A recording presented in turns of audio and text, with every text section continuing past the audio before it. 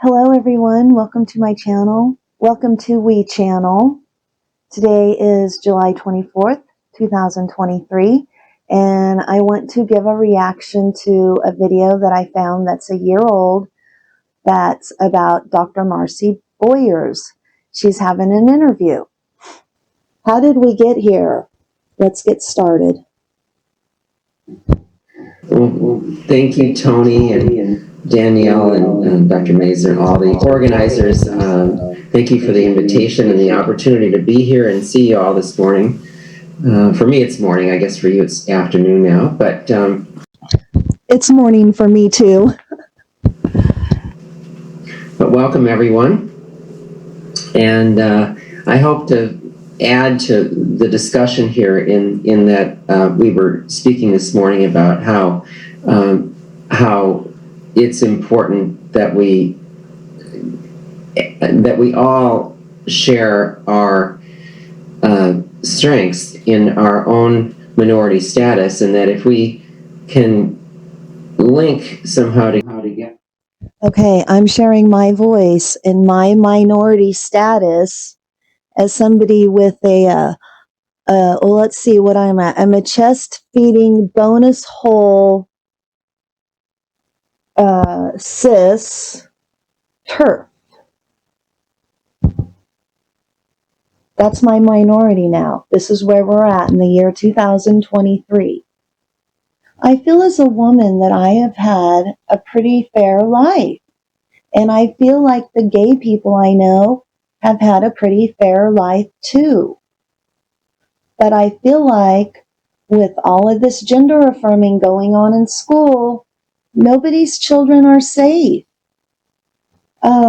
People might think, oh, well, it's not really going to affect me because my child's not transgender or doesn't feel that way or have any concerns about it. And that's true. But when your children grow up and go to get married, you know, they're going to want to have their own biological children. And later on in this video, he's talking about his life. Oh yeah, he got married and he has a bunch of little kids. Well, they're probably adults now, but let's just go on. We aren't just minorities that are subject to oppression, but actually a force in and of ourselves. And so that's what really this is all about, is understanding the notion of intersectionality and how that can be not. They make it impossible to understand. I can understand people that are born with hermaphrodite, but in our schools, there is no way on earth all of a sudden this many children are confused about their gender. It's not normal. They do a lot of weird talk in here. I feel like it's gaslighting. Like it doesn't make sense to me, and so I'm thinking, oh well, you know, Marci is a doctor. They must know more than me. But the older I get, the more I'm realizing that's not always true. We're all, you know, we all have a voice and we all have a right to our opinion. Something in this thing is stabbing me on the forehead. All right, let's go.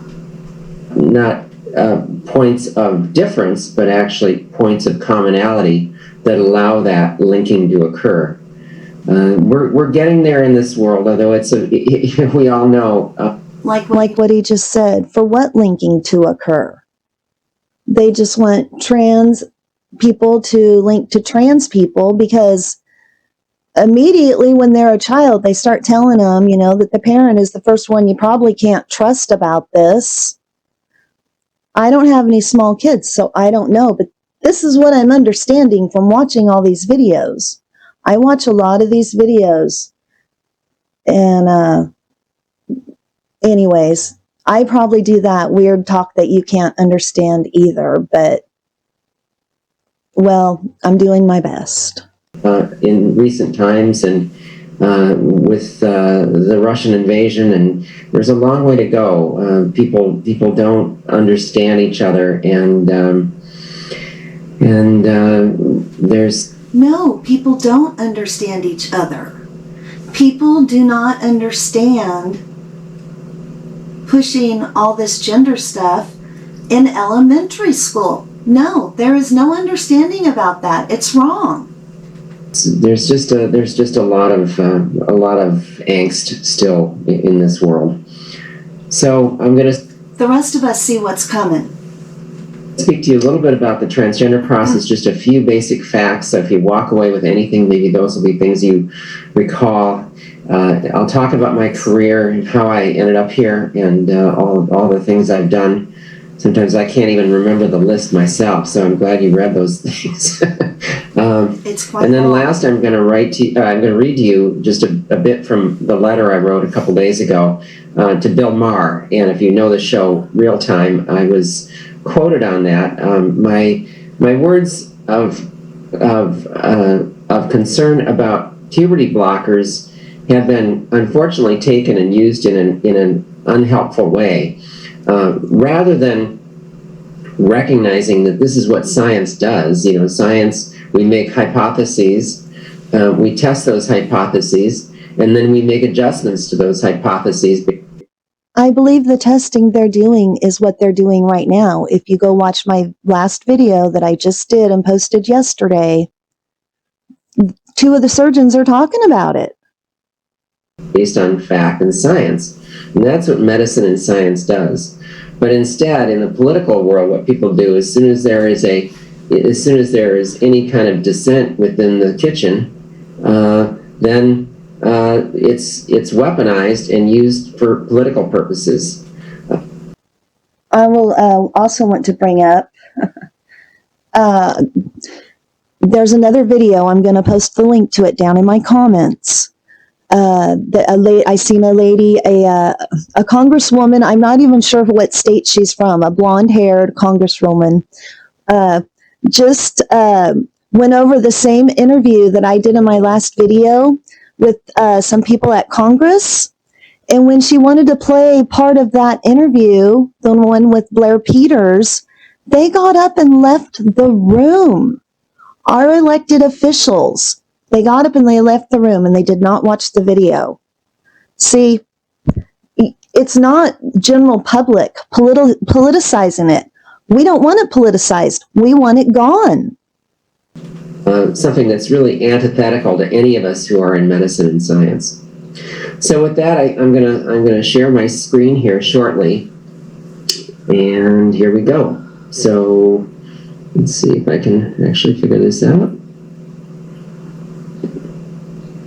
Okay, or is that sharing now? It looks like it is. Oh, yes. Great, and here goes the slideshow. So that is myself there operating at some point. And first of all, the point I'll make is just that there's a current description of the incidence of transgender persons in the U.S. I think the term now, again, terminology continues to change. Use what you have, but just listen, because I do find that with each change in terms. I agree. All the terminology is changing. They're changing the rules of Mother Nature. And they're changing the words we use. Terminology, it sharpens our definition. And so even in this. I agree. It does sharpen sharpen our definition.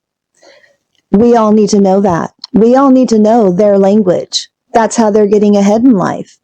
They know all these little things they're talking about, like in my last video, where the one doctor says we don't do these on minors, and at the same time is saying that they've moved puberty, lower in age, and somehow she was trying to make it be like your kid is an adult before they're 18. I don't know. See, I'm doing that side talk. All this stuff is so confusing. That's why I'm trying to learn about it, because if we don't know every part of it, then we don't know what they're doing.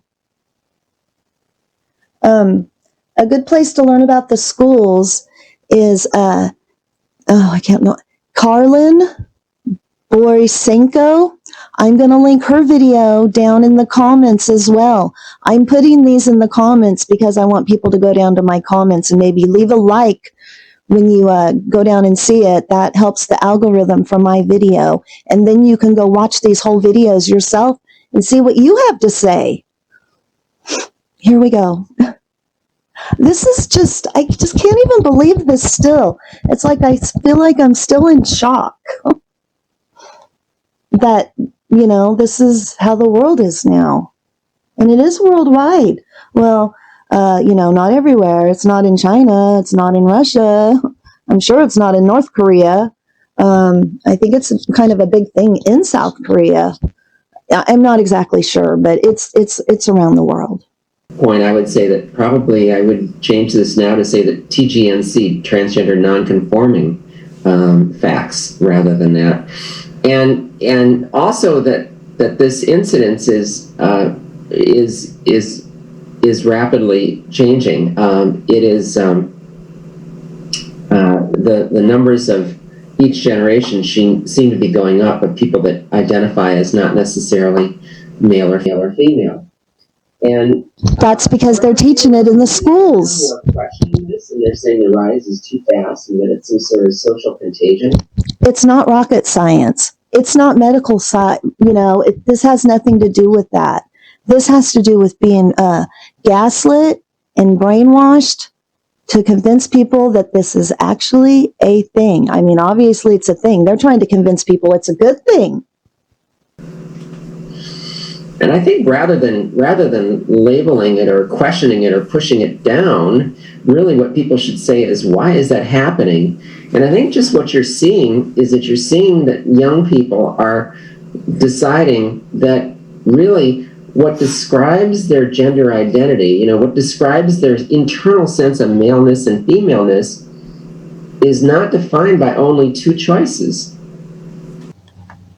I disagree. And really, if you look around nature, where else in nature are there only two choices except gender? There's just... Exactly. Where else in nature? The birds and the bees. The flowers. Your vegetables. All of it. Everything. There are some that can do, like worms. But it's very rare, and they don't change all of Mother Nature for those few species. They just don't. What? Else. And then if you can look at if you can imagine, the brain, if you can appreciate this, the brain has so many inputs that can push a person into feeling one way or the other. Yes, it's called your ears and your eyes. And young people, it's very easy to just start making this like this is a thing. Pretty soon we'll just have babies born and they won't have a gender. And I liked my children having a gender. And I'm very glad that they are still the gender that they were born with.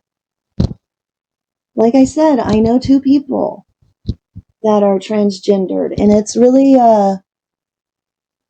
hard for me to understand where they're coming from. And I am trying to be a friend, but they do, I don't know. I like my friend. One of them is a friend. One of them is just somebody I know. And I really feel that I just don't know what happened. I just never even seen it coming. The other person, like, yeah, they were, maybe. It's not as surprising, but for that person, I feel like it's more the being part of a group and being able to have anger and get their anger out, like an outlet. That's the one that I know, but that's not really a friend. And the other one is a friend, and I just don't understand. I don't see how it's improving their life. So far, it has not. Let's just leave it at that. Why would we use just one little part of a nickname? I guess I should say, from my view, maybe they think it is, but in my opinion, it hasn't. not in any way, especially health-wise. To make this decision to put people in one of two boxes for the rest of their lives. It just doesn't make any sense. Well, maybe it doesn't make sense to Marci, but you know what? It makes life go a lot easier. That's how people have survived on Earth since the beginning of time. You know, it's just the way it is. That's how it is on Earth. You can't be changing this stuff. Wait till they're all up on Mars. Then let the people that go there do what they want to do there. Leave the Earth alone. Leave human race alone. We protect primates. We protect bugs. We need to protect our very own human race from our very own human race. God. Can you imagine if people at birth were separated into smart people and dumb people? But who's to say who's smart and dumb? That across the board. I've seen dumb dogs. I've seen really smart dogs. I've seen, smart horses, and I've seen really dumb horses. See, I don't even know where I'm going with that now. I get so frustrated when I listen to this. That's why I only listened to 22 minutes, and we're only 10 minutes in. Well, there's one part coming up that I want to end on, and it's coming up real soon because it's on one of these little papers they're showing. Or tall people and short people. I don't know. It's all preposterous. And the idea that the brain, with all of its inputs from the environment, from hormones, from chromosomes, from medical conditions that can masculinize or feminize the body even, why is it surprising that the brain would have different definitions for maleness and femaleness? Because your brain is your brain, what you think about stuff, in my opinion, and I am not a doctor, your brain, your thought process is influenced by what you see and what you hear and what you learn and what you do and what you experience. Your hormones, your uterus, okay, let's take this for instance. Your hormones, that part of your brain that controls your uterus. When it's time to lay your egg, when it's time to ovulate, and it doesn't care about what your brain, what your ears hear or what your eyes see.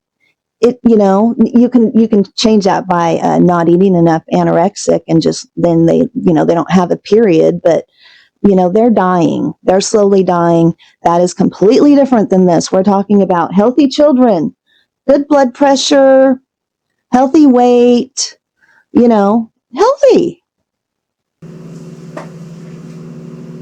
So really that's what transgender nonconforming inclusion is all about. People are saying, I don't really feel like I'm, a quintessential male. I'm not Tom Brady and I'm not Giselle Bundchen, I would say 90% of my life, I really haven't felt gendered. That doesn't mean I'm not non-binary. It just means that I know I'm a girl. I've accepted a girl. I don't wear makeup all the time. I don't constantly do my hair all the time. I'm not always in a dress and high heels. None of that has ever made me consider if I'm a girl or if I'm girl enough. I am a girl because of my essence. I have the essence of a woman now. When I was a child, I had the essence of a female child. And I feel like maybe I'm a little bit in between. It also makes sense hormonally. Every adult male and every adult female has both estrogen and testosterone. So why wouldn't that have a contribution in how someone perceives themselves?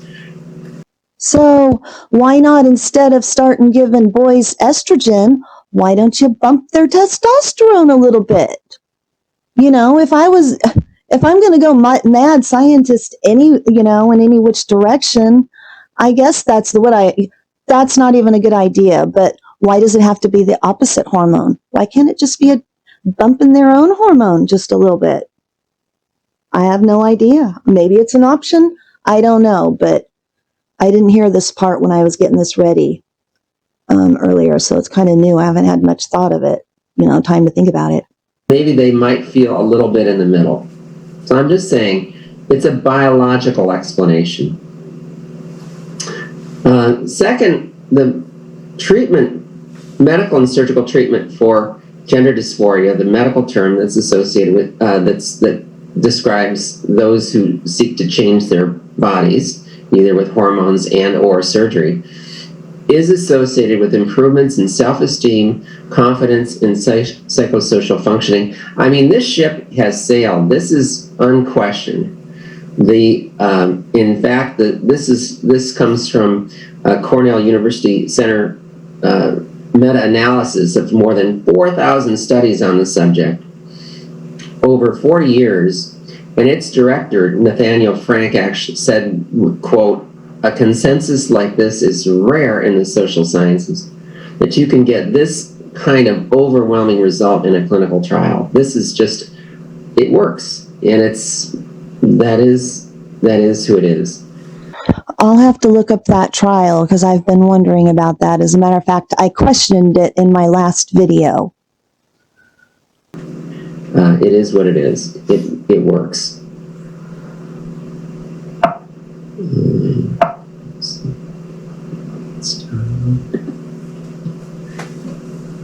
Third, this is a question that always comes up, is that, well, what if people change their mind?